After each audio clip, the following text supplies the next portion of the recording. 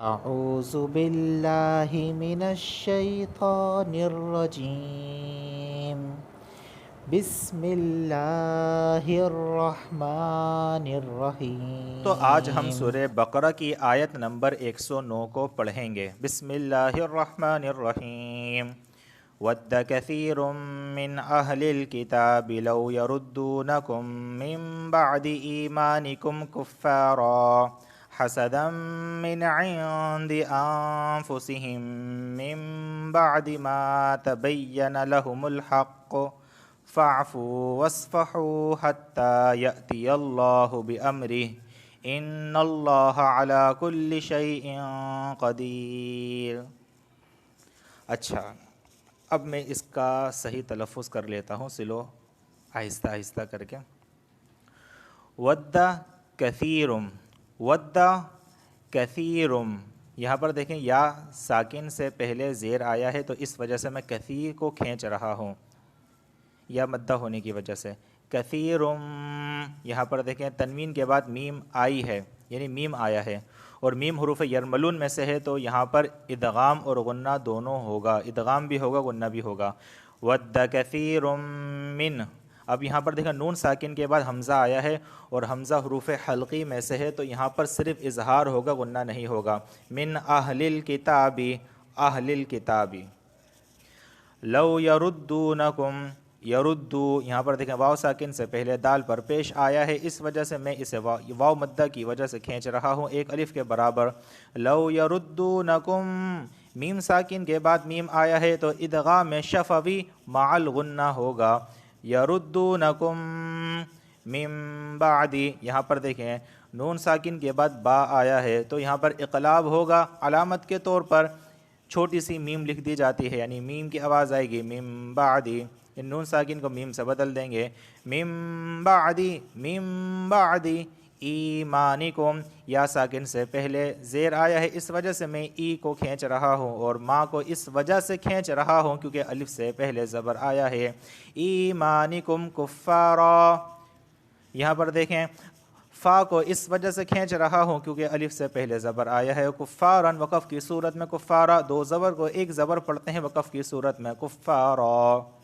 حسدم، تنوین کے بعد میم آیا ہے اور میم حروف یرملون میں سے ہے تو یہاں پر ادغام اور غنہ دونوں ہوگا، ادغام بھی ہوگا غنہ بھی ہوگا۔ حسدم، حسدم من عندی، یہاں پر دیکھیں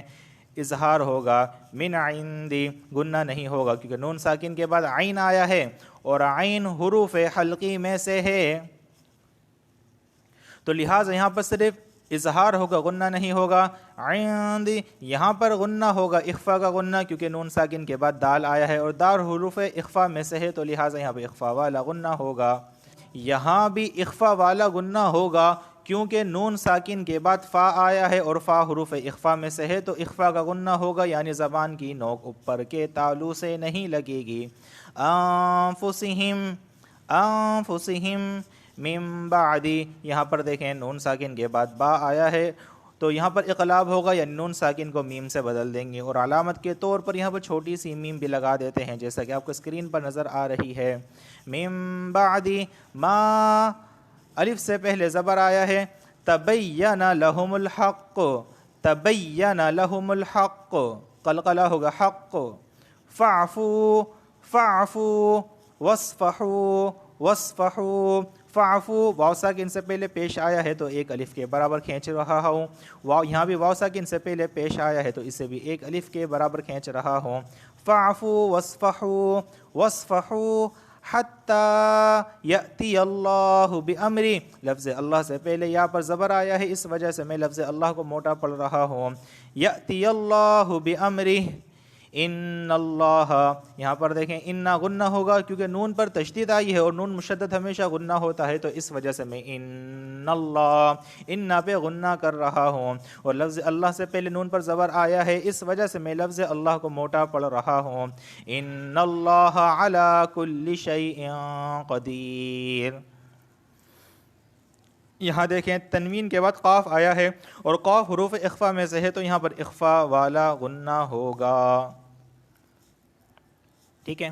اب میں اس کا لفظی ترجمہ کر لیتا ہوں۔ ودّ کثیرٌ، ودّ کا معنی ہے چاہا، کثیر معنی بہت، من اہل الکتابی اہل کتاب میں سے، لو کا ترجمہ ہے کاش، یردونکم تمہیں لوٹا دیں، یردونکم کا معنی تمہیں لوٹا دیں، من کا ترجمہ ہے سے، بعد کا ترجمہ ہے بعد، ایمانکم کا ترجمہ ہے تمہارا ایمان، کفارن معنی کفر میں، حسدن کا ترجمہ ہے حسد، من عندی کا ترجمہ ہے وجہ سے،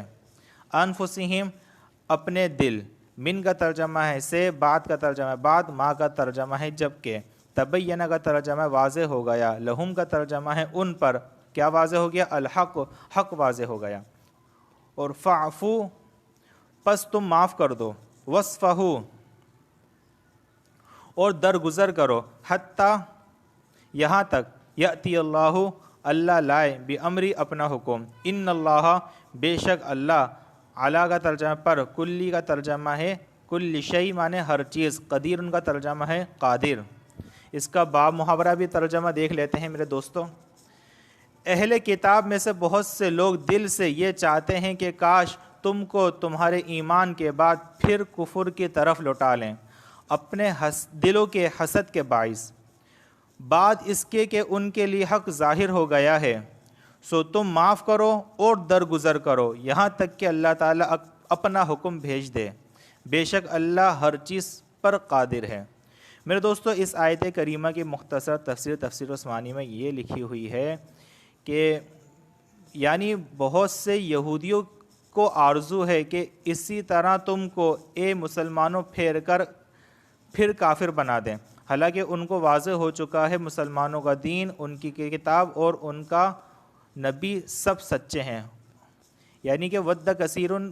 کا ترجمہ ایک ود کثیر من اہل کتاب، بہت سارے اہل کتاب، یہود و نصارہ میں سے بہت سارے اہل کتاب یہ چاہتے ہیں لو یردونکم کہ کاش تم کو لوٹا دیں تمہارے ایمان کے بعد، کفارن مانے کفر میں، یعنی کفر کی طرف تم کو دوبارہ لوٹا دیں تمہارے ایمان کی طرف داخل ہونے کے بعد، یعنی تم مسلمان ہو گئے تو وہ اسی کوشش میں اور سازشوں میں لگے رہتے ہیں، اور تمہارے سامنے ایسی سازشوں والی باتیں کرتے ہیں کہ وہ یہ چاہتے ہیں کہ تم دوبارہ سے کافر ہو جاؤ اور محمد صلی اللہ علیہ وسلم کا انکار کر دو۔ حسدا من عند انفسہم،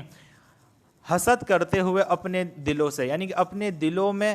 اپنے دلوں کے حسد کے باعث، اپنے دلوں کے حسد کے باعث وہ یہ سب کچھ چاہتے ہیں، من بعد ما تبین، بعد اس کے کہ ان کے لیے حق واضح ہو گیا، یعنی ان کو پتہ ہے کہ مسلمان کا دین سچ ہے، اسلام سچا مذہب ہے، محمد صلی اللہ علیہ وسلم آخری رسول اور نبی ہیں، اور قرآن آسمانی کتاب ہے، یہ سب ان کو پتہ ہے، پھر بھی وہ صرف اس بات سے حسد کرتے ہیں کہ محمد صلی اللہ علیہ وسلم عرب میں سے کیوں آئے۔ یہودیوں کو یہ ہوتی کہ محمد عرب میں سے کیوں آیا، یعنی کہ اسماعیل علیہ السلام کی اولاد میں سے کیوں آئے، اسحاق علیہ السلام کی اولاد میں سے کیوں نہ آئے۔ تو انہیں صرف اس چیز کا حسد تھا، اور اسی حسد کی وجہ سے وہ مسلمانوں پر بھی سازشیں کرتے تھے تاکہ وہ کافر دوبارہ سے ہو جائیں۔ تو فعفو وصفہو، آگے اللہ تعالیٰ ارشاد فرما رہے مسلمانوں سے فعفو وصفہو کہ تم ان یہودیوں کو معاف کرو، وصفہو اور درگزر کرو، حتیٰ یأتی اللہ بامری، یہاں تک کہ اللہ تعالیٰ کا حکم آ جائے، اور بالآخر اللہ کا حکم آیا کہ اللہ نے حکم فرما دیا کہ یہودیوں کو مدینے سے نکال دو۔ ان اللہ علی کل شیء قدیر، بے شک اللہ تعالیٰ ہر چیز پر قادر ہے، مطلب یہ کہ اللہ تعالیٰ اپنی قدرت سے اے مسلمانوں تم کو عزت اور یہود کو ذلیل کرے گا۔ ان اللہ علی کل شیء قدیر کا ترجمہ یہی ہے۔ تو دوستو، امید کرتا ہوں آپ سب لوگوں کو آج کی تفسیر بھی سمجھ میں آ گئی ہوگی، صحیح تلفظ بھی سمجھ میں آ گیا ہوگا۔ اللہ تعالیٰ سے دعا ہے کہ اللہ تعالیٰ ہمارے اس عمل کو قبول فرمائیں۔